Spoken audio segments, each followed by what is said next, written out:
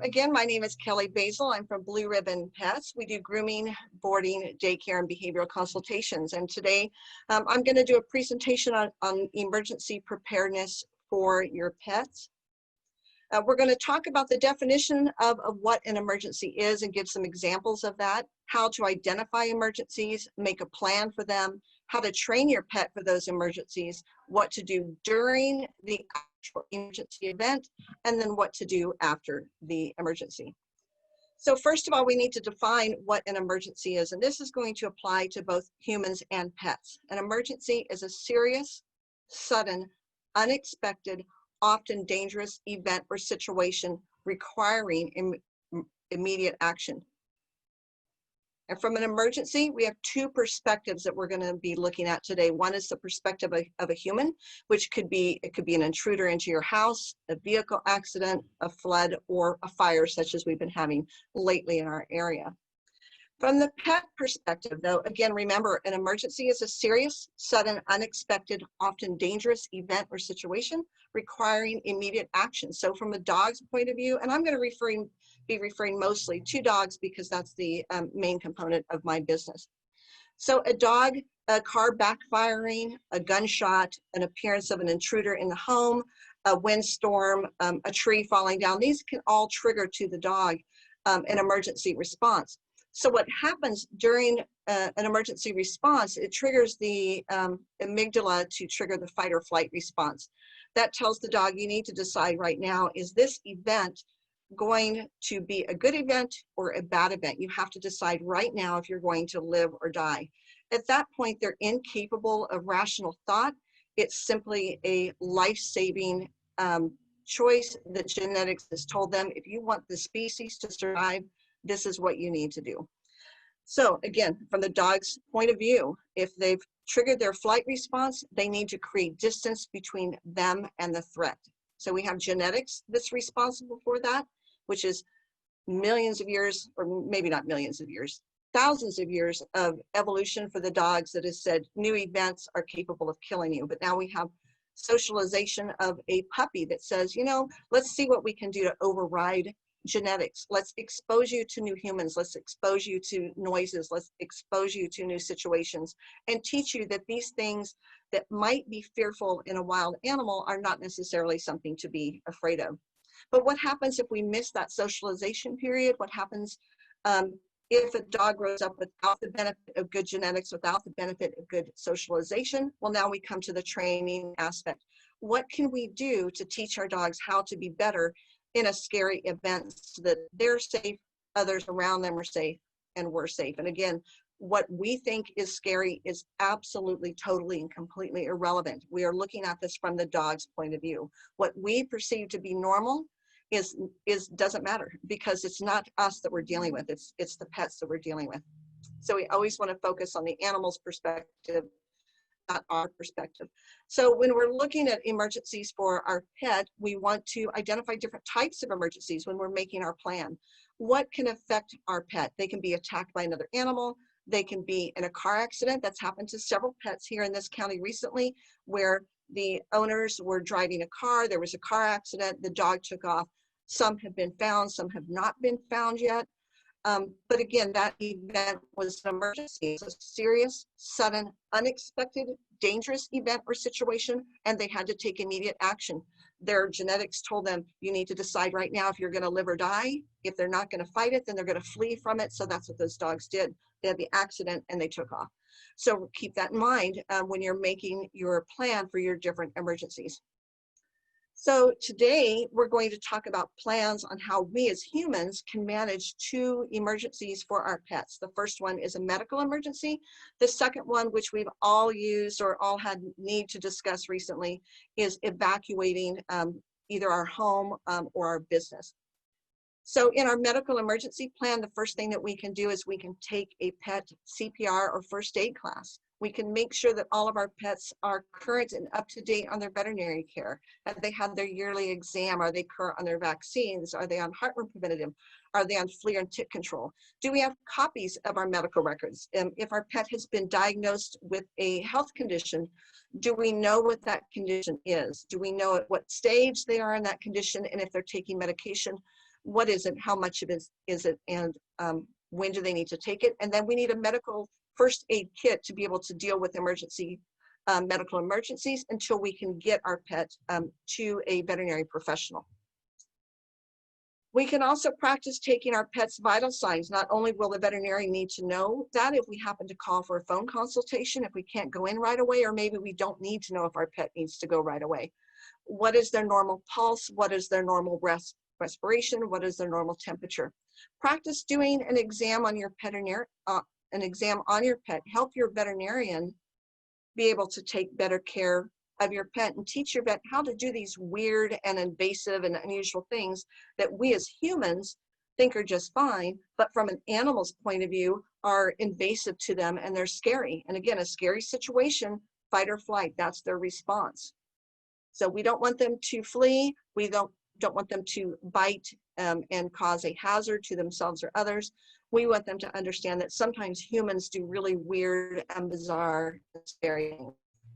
Here's an example of an emergency kit that we have here, that I have at home, that I have in the horse trailer, that my daughter took to college with her for her horse and her dog. Just some very common things so that we can provide emergency first aid care until we can get to a trained medical professional. So now our evacuation plan, we need to decide when, where, how we're going to evacuate, how are we going to communicate our evacuation need to our family members, to others in our community, to people in the area that we're going to go to. We need to have our evacuation kit ready, and we need to get our pet ready for an evacuation. Vaccinations, microchip, medications, and get our pet trained to do an evacuation. Remember, an evacuation is an immediate need. It's a scary thing. We don't want to activate their fight or flight response. We want them to say, oh, you know what? This is a little bit different. It's a little bit unusual. It's a little bit exciting, but we've done similar things like this before, and I've gotten treats because of it. So let's all join in on this party and have this new exciting adventure instead of bite somebody and run away. So our evacuation kit for our pets, and have this ready ahead of time. You are not going to remember to get this when it's time to leave. You are not going to remember your pet's vaccines. You are not going to remember your pet's veterinarian. You're not going to remember your pet's name in some cases. During the October 2017 fires, when we started checking pets in that were evacuated, they were coming in at 2 o'clock in the morning, 3 o'clock in the morning, 4 o'clock in the morning. We would get just the basic information from people, their name, address, phone number, the vet's name, and the pet's name. People were so traumatized, their own fight or flight response had been activated that they were incapable of remembering their address. They could not remember their phone number. In some cases, it was a total blank what their dog's name even was. So don't rely on your memory and having this information at your fingertips. Have it written down, have it photographed, take a picture of it, put it in your phone, put it in a hard copy somewhere, put it on a cloud, have it to where you can access it in multiple locations if there is an emergency, so you don't have to think. It just becomes an automatic response. Also have a list of contacts, your veterinarian's name and address and phone number. Most of the clients that came in could not even remember where their veterinary hospital was so that we could get animal records the next day. Also know where are you going to take your pet, boarding kennel, animal control shelter. Animal control in our county does set up an emergency evacuation center, and you will be hearing more information about that. And so you can take your pet there, but at some point they will be full. And if your pet has not been trained to rest quietly in a crate, if your pet is dangerous to handle, if your pet is unmanageable, they might not be able to take your pet into the evacuation center that they have set up because it's dangerous for them, their volunteers, their staff, and it's dangerous for your pet. So, but have a list of all those contacts. And here is part of my Go box. My actual Go box is much larger than this because I plan for the kennel, I plan for the dogs, the cats, and the horses. So these are some things that I have with me when I want to evacuate, or if I need to evacuate. I need to know that I have everything with me to set up a station to care for my pet without relying on, oh, do I have gloves? I need to find someone that has gloves. Oh, my cat needs a litter pan. I need to find someone that has a litter pan. Oh, I need to label my dog's carrier. I need to go find a Sharpie marker, or I need to go find duct tape. You know, oh, it's fly season. I need to go find fly spray. I don't need to find anything because I have a portable home with my pet that's set up and ready to go. So now, as far as your evacuation plan and knowing when to leave, I will tell you from personal experience that you need to make it easy on your pet, you need to make it easy on yourself, and you need to make it easy on your first responders. You need to leave early. The fires that were recently in Healdsburg and Windsor, about 2 months ago now, we had a family contact us about boarding their dogs and their cats, and they had horses that needed to come up to stay at a friend's house up here. So we talked to them in the morning. It was about 8 or 9 o'clock in the morning. They were under an evacuation warning. They were not mandated to leave. They were not ordered to leave. It was just a warning. We told them we would prefer if you come now. We're going to need time to do this. And they decided to wait. By the time the evacuation warning had been changed to a mandatory evacuation order, it was 6 o'clock at night. And they couldn't get the horses loaded in the horse trailer. It took them 2 hours to get these normally well-behaved, well-trained, well-socialized horses in their horse trailer because they were panicked. That upset the horses because now the horses' fight or flight response is starting to be triggered, and they couldn't get them in the trailer. By the time they got the horses in the trailer, it was 8 o'clock. That 2 hours is valuable when you're under an evacuation order. That 2 hours, 1 hour, 15 minutes can all mean the difference between life or death. So make it easy and make it safe. By the time they got up here and they dropped off the horses and they came to us with the dogs and the cats, it was 10:30 at night. That was over 12 hours since we had had our first conversation with them. That makes for a long day. It makes for a frustrating day. It makes it difficult on the dogs. We're getting them set up and established, sorry about that, in a new environment. And it's dark out, and we're trying to get them settled, and we can't get them settled because everyone's rushed and it's late at night. So leave early, get out of the way of the first responders, make it easy on yourself, know that everybody else around you is trying to evacuate at the same time, and the time that you think it's going to take you to get somewhere is not going to be the time. It's going to take you much, much longer to get where you need to go. So how are you going to evacuate? Every person in the household needs to have a role. Who's going to grab the kit? Who's going to grab the leashes? Who's going to get the dogs in the crate? Who's going to get the horses? Who's going to load up what car? Who's going to do what? Have a plan. What if that person is gone? Who's going to take over that role? What if that person all of a sudden has an injury and they can't do it? Now who's going to help you? And don't rely on volunteers to come in and help you. Even though we have a large number of volunteers that have tons of experience in animal emergencies and animal evacuations, they may not be able to get to you. They may be evacuating themselves. They may be prohibited to get there, and also sometimes having untrained people in the disaster area creates more of a hazard and more of a risk for the first responders. So don't be one of those who has failed to plan and now creates a more difficult time for people needing to put out the fire, and they can't because they have to help you get your things together and get your animals out of there. Where are you going to go? Have a backup plan for where to go. You may not be able to get to the evacuation center. The evacuation center may be full. You may have a friend that said, yes, you can come stay with me, but maybe they don't want your dogs there, or maybe they're evacuating too. Maybe the hotel is full because the fires from the Bay Area, the people from Vacaville came up, from Fairfield came up, from Marin County, they came up and they filled up our hotels. So then when it was time for us to evacuate, there were no hotels available in Ukiah for people to stay. So have a plan and have a backup plan and have another backup plan. So here comes to the main portion of our discussion is we want to make it easy to evacuate with our pets. We want to make it easy for our pets to be at an evacuation center, whether it's an evacuation center for humans or one for animals or a hotel or a friend's house or at a boarding kennel. We had, during the October 2017 fire, we had 75 dogs that were evacuated to our facility, which is double our normal capacity. So we had 4 dogs from a family that we had to call them within a couple of hours, and we had to tell them, you have to pick up your dogs, because we could not approach the dogs. We could not get the dogs out of the kennel. They wanted to lunge at us. We found out from a neighbor that the dogs had bit several people in the neighborhood. We had to call those owners and say, I'm sorry, we cannot house your dogs in this emergency because we cannot safely handle your dogs. So they had to come pick up their dogs and find alternate arrangements. So make it easy for people to manage your dogs. Teach your dogs how to be handled by strangers. Teach your dogs how to be leashed. Teach your dogs how to walk nicely on a leash. Maybe you have a dog that's just never going to get to that point to be comfortable around strangers, and that's okay. You know, that's just how they are. So what we can do to make them safe and to make other people safe is we can teach those dogs how to wear a basket muzzle.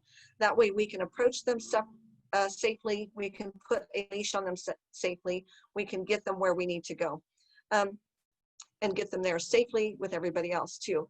So also get your pet ready. Microchip your pet. Microchip, microchip, microchip your pet. During the October 2017 fires, we had 8 dogs that came in without owners. 4 were claimed within a couple of hours. The owners just needed to find out where their dogs had gone because their dogs were evacuated separately from them.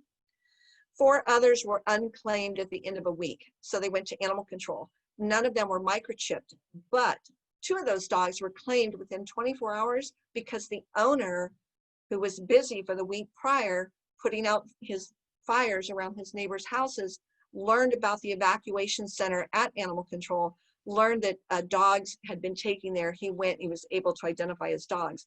But if his dogs would have been microchipped, we could have looked up the microchip and we could have contacted him and said, don't worry, your dogs are safe. He went a whole week in those fires without knowing if his dogs were alive or not. So the other 2 dogs were unclaimed. There was never an owner identified, and they were adopted out into a new home after the whole period was up. So crate train your pet. If you haven't already, teach your pet that the crate is one of the safest, best, most wonderful things around there. My dogs all, when they come, whether they're puppies, adults, whether they're young, adolescents, or middle age, are all taught the first thing. If you want to be absolutely safe and happy and have wonderful things happen to you, go in your crate. There's treats, there's snacks, there's toys, there's no noise. We use the berry kennel, the hard-sided plastic ones. I don't use a wire kennel because they can't defend themselves. I want them to not feel threatened in their little den or when they're in their little crate. So we use the hard-sided berry kennel. And also if I need to evacuate, I can stack crates on top of each other. I can stack things on top of the crate. I can pack things in the crate without worrying about the crate falling apart. The other thing is train your dog to an emergency recall. And our resources at the end, I put in some links to a really reliable recall and an emergency recall. You're only going to use this in extreme situations, when they're ready to bolt across the street, when you see a threat coming at them and you want to call them to you for safety. Again, teach your dog to accept a muzzle, and teach your horse to load quickly and cleanly, even if it's noisy and scary and windy and dark and things are banging around. You want that horse to think the trailer is the safest place to be ever, always, and forever. And you can teach your cat to come when called. But if you do have to leave and evacuate, leave the door open so your cat can get out and take care of themselves. But microchip your pets. So part of the plan, so we here at Blue Ribbon Pets, we have multiple emergency action plans. One of them is for fire. We have 2, one for a fire out in the community where people are evacuating to us with their pets, or their pets are evacuating to us. The other one is where we need to evacuate off the property, and we did just have to activate that action plan a couple of weeks ago when there was a fire just down the road. And even though it would have been okay for us not to evacuate, I did not want to be wrong, and I did not want to be at the very last minute trying to get out. So we evacuated early, which is what we always tell people to do. I don't care if it's mandatory, we're going to go ahead and we're going to get out now. We have all staff on duty, are trained. We go through emergency action plans all the time. We train for emergencies, whether it's a dog bite, a power outage, a broken water pipe, whatever it is, thunderstorms, we train for different events and different activities so that everybody knows what to do and how to do that. One of the deficiencies that we found a couple in our action plan, because afterwards you always want to review your plan and see where you have shortcomings or deficiencies and how to address that. One of them was the phone. The phone rang and rang and rang because we were getting nixle alerts for our own fire just a block away. So we had to remember to deactivate the nixle alert. We had clients calling in, inquiring about their pets, how to pick them up. We had people concerned asking us how we were. So we needed to find and develop a different plan for managing the phone situation. The other thing that we realized is that there can't be one person directing operations. There needs to be an automation to the operations. So now we have are putting together a new list so that one person could be told, you're doing a cattery, there's a chart on the wall, and the chart has the steps that they need to take in order to evacuate the cattery. One person is told, here's your steps to take to evacuate the groom room. Another one is assigned the kennel, and another person is assigned the office. The other thing that we found out is traffic, and choosing a backup location is crucial. We had told clients, go meet us at this location here, but the problem was the people that were helping us could not get in. They could not get through the roadblocks. Some did not. So we need to identify and manufacture an ID system so that they can do that. The other thing is everybody that wanted to come look at the fire. All those people coming to look at the fire interfered with the ability of our necessary personnel to get here and help evacuate. So we have to refine our plan to take care of that situation. So as an example of our plan for the grooming shop, all pets immediately get locked up into crates. Any pets that are in the tub are rinsed out regardless of how clean they are. They are rinsed out to get the product out. They're wrapped up in towels. Everything is unplugged and shut off. We pull the cage cards, the leashes, the collars so that we have all of our identification that we need. We have our instructions that say to grab the grooming go box. We have a separate box set up for grooming that has emergency supplies to go with us. And we have our clipboard with our evacuation plan. It tells us who gets evacuated first and where. And then if we have time, do we have anything else that we can grab in the meantime? And so that's our just a quick overview of our evacuation plan for the grooming shop. So again, some problems that we had identified in our emergency plan. So now we come to the recovery process. Again, this is an emergency. We've activated the dog's fight or flight response. This is a serious, sudden, unexpected, dangerous event or situation, and we've had immediate action. But now we're in recovery. The action does not have to be immediate. So many people during the October 2017 fires, they had gotten the okay to go home. They wanted to come get their dogs immediately and go home. The problem was they had not been home yet to know if there was a home. Was the power on? Was the water on? Were there hazards? Were there still burning stumps or hot stumps in their yard? So don't be in a hurry to go home even though you want to. Take your time, go home, get your boots, your gloves, your safety equipment, your clipboard. Make sure it's safe for your family to return home. Make sure it's safe for your pets to go home. And then when it's time to bring your pets home, bring them home in the daytime. It's scary for them to go home into an area that is different. It smells different. It looks different. Things sound different. There's different people that have been through. The whole, what they perceive to be normal is different. And again, new or novel things are scary. New and novel things can kill you. And so those pets are deciding, do I live or do I die based on this information that's here? And they're not necessarily going to be looking to you for directions unless you've trained them, look to me for directions. So bring them home in the morning, help them get into a routine and get settled in. Remember, just as you have PTSD from an emergency, so can your pets. A sudden sound, a smell, an action, the presence of a particular item can all trigger that fight or flight response due to the previous emotional trauma that they had. A failure to plan is a plan to fail. Make it automatic, make it easy. When you make it easy and you make it automatic, you become more successful, you become safer, and then you can help others in your community to be safer also. You can help other pets that are in evacuation centers. You can help other pets be evacuated. So here's a list of resources.